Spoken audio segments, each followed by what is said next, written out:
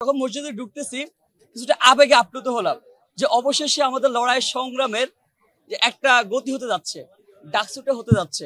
আমরা দীর্ঘদিন লড়াই সংগ্রাম করলাম, সে 19 সালে ক্যাম্পাস আসার পর থেকে, যে শিক্ষার্থীদের অধিকার কিভাবে নিশ্চিত করা যায়, শিক্ষার্থীদের অধিকার আদায় স্বার্থের জায়গাটা কিভাবে সমুন্নত করা যায়, একটা প্ল্যাটফর্ম তৈরি করা যায়। দীর্ঘদিনের লড়াই সংগ্রাম অবশেষে সত্যি হতে যাচ্ছে, আমাদের স্বপ্নটা অবশ্যই সত্যি হতে যাচ্ছে।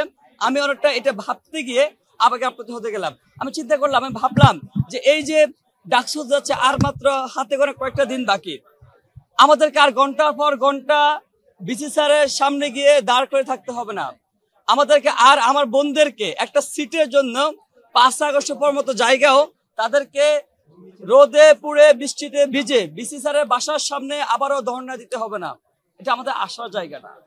আমার যে বোন নিপীড়ন নির্যাতনের শিকার হয়েছে, হেনস্থার শিকার হয়েছে শুধুমাত্র পোশাকের জন্য, তার বিচারটা নিশ্চিত করা যাবে।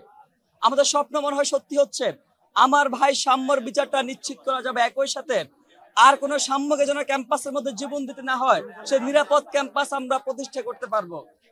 আমরা নারীদের জন্য সেই ক্যাম্পাস প্রতিষ্ঠা করতে পারবো, যে ক্যাম্পাস নারীরা নির্ভয়ে ঘোরাফেরা করতে পারবে, যে ক্যাম্পাসে নারীরা তার স্বকীয়তা চর্চা করতে পারবে। এই ক্যাম্পাস ভবগুরুদের আড্ডাখানা হবে না। আমাদের ভাবনার জায়গাটা ওই জায়গায়, আমাদের প্রত্যাশার জায়গাটা ওই জায়গায়।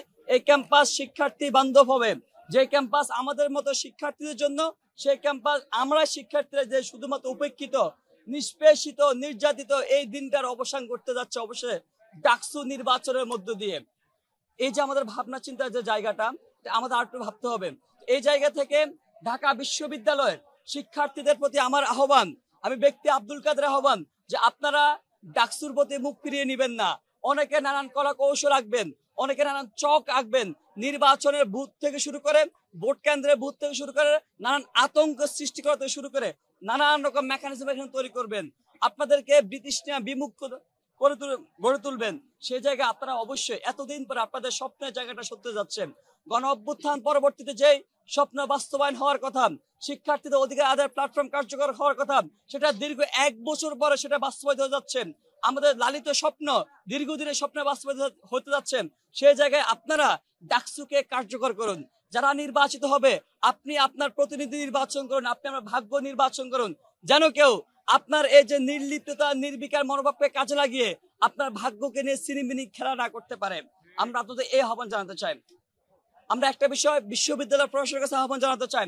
দীর্ঘ 1 বছর পার হয়ে যাওয়ার পর, নানান তাল বাহানার পরে, নানান ষড়যন্ত্র পরে বিশ্ববিদ্যালয় প্রশাসন, নির্বাচন কমিশন ডাকসু কেন্দ্রিক গুরুতরভাবে তারা পরিশ্রম করে যাচ্ছেন, গুরুতরভাবে তারা মুখ দিয়ে যাচ্ছেন। তবে একটাই আহ্বান, শিক্ষার্থীদেরকে এমন কোনো কাজ করবেন না যে কাজ শিক্ষার্থীদেরকে ডাকসুর প্রতি বিমুখ করে